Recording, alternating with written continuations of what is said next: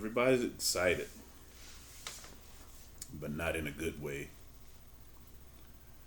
Uh, People are beginning to get very nervous and they're starting to panic in many instances. And the proof of that is the way they are raiding these stores to buy supplies as if the world is coming to an end. Yeah, I'm talking about the microscopic, invisible, unseen enemy, the coronavirus.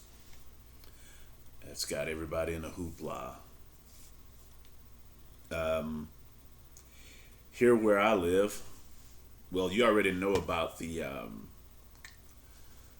makeshift quarantine.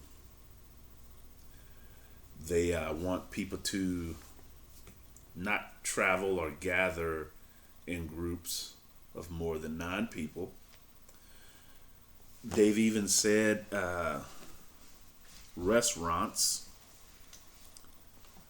should distance their tables further apart from each other. So, just for precaution. And now, I mean, I may have said that too soon, too late, but now in my area, bars and restaurants have been ordered to close. They can still do to-go orders and that kind of thing, have the drive-throughs open and whatnot. But for people that don't quarantine themselves for whatever time the thing has to incubate, they're trying to do it, it appears, in a way so as not to, to violate their freedoms to move about. I guess they're trying to compromise by quarantining people without truly quarantining. I This morning when I went to this convenience store where I normally get a cup of coffee when it's early and I'm still feeling sleepy to go to work, a gentleman that works there that I converse with from time to time, he said the other day he was going to go take his wife to see a movie that they had been looking forward to seeing. And he said he called to catch the show times. They called him. They told him the show times, and when he got there, they told him it was closed. And you know what he said?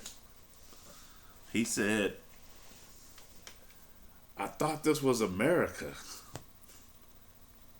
And I'm like, well, there you have it.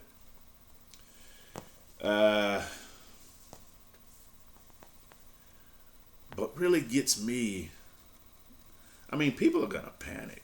I mean, that's what human nature is designed to do. Because people trust and depend on human nature. And that's why they trust and depend on each other, because they believe in human nature. That being said, keep in mind what it says in the Bible. You can't serve God and mammon. Some versions say you can't serve God and money. No man can serve 2 masters, because you'll love one or hate the other. Love one and hate the other, or vice versa. Well, when it comes to mammon, it can come in a different variety of ways. Basically, you can't trust in God and human nature. And back to my original point, what gets me are these religious people. They're going more nuts than the average Joe or Josephine, panicking, and then they're turning around and saying, "Oh yeah, God got this." Well, yeah, He does, but you're still acting like a hysterical fool all the while saying, you know, God's got this. Behave accordingly. Faith without works is dead. And you know what the works is? Don't be a part of promoting the fear. Don't be a part of the whole mass hysteria. Stop being two-faced. Because faith without works is fear. As simple as that. Now, you can't be scared and have faith at the same time. You either have faith or you live in fear. Faith in God or fear with mammon, human nature. How you going to let go of your fear if you believe in human nature? Human nature is why this stuff is spreading anyway. Human nature is why people get sick. Human nature is what corrupts minds and ultimately makes bodies go sick. Human nature is the reason why people die. I mean, human nature is devil nature. No ifs, ands, or buts. But it's cleverly called something else so people can rest in it and embellish it and use it to take advantage of other people, to make excuses for themselves, to not improve, to justify why they don't have faith. So,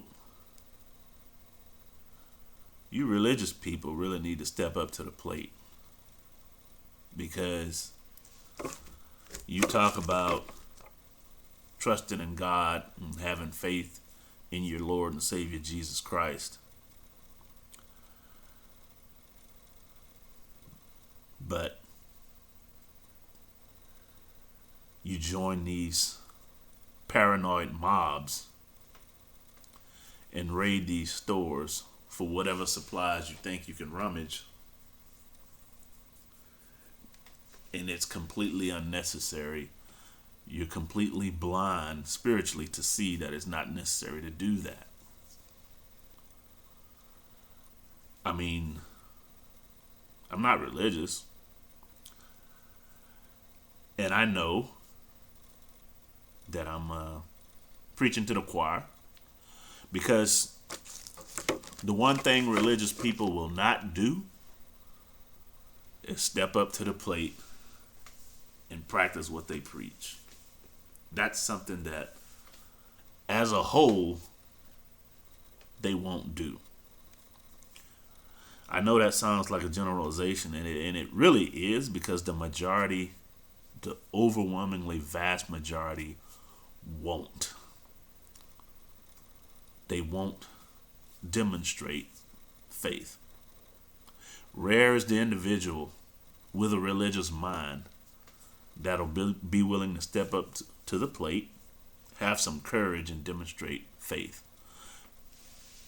You ever notice something kind of peculiar in the Bible?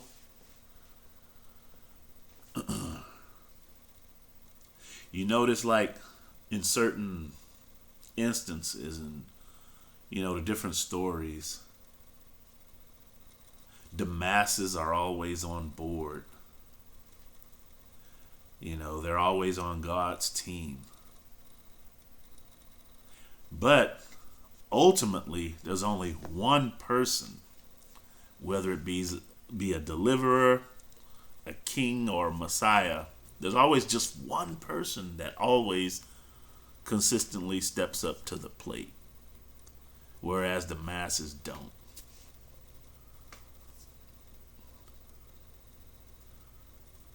And that one person always understands that he or she has to be in the world but not of the world. Tell you what, peeps, religion is a system that is not only in the world but of the world. Religion helps people to conform to the world. It insists, it pushes people to world conformity. Even though it says in a book, be not conformed to this world. And once you're conformed to the world, the hardest thing to ever do is to see that you're conformed to the world.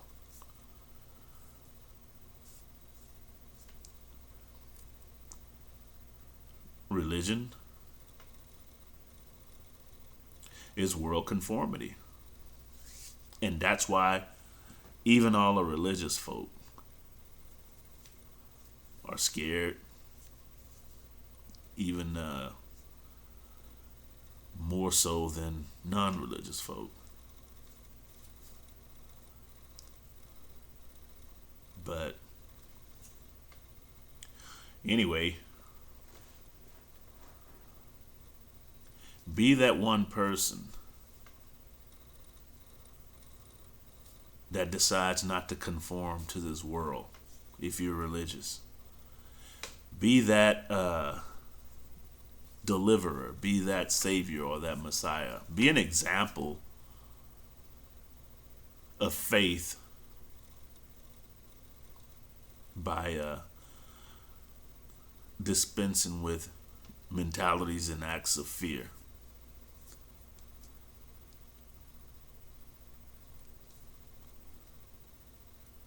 All it takes is one. Anyway, thank you for listening.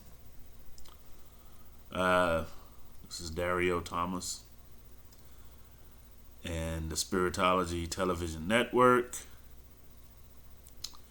Subscribe, and if you know somebody that would appreciate these kind of talks or lessons in spiritual matters, urge them to subscribe. Send the link. The books in Spiritology are on sale at Amazon.com.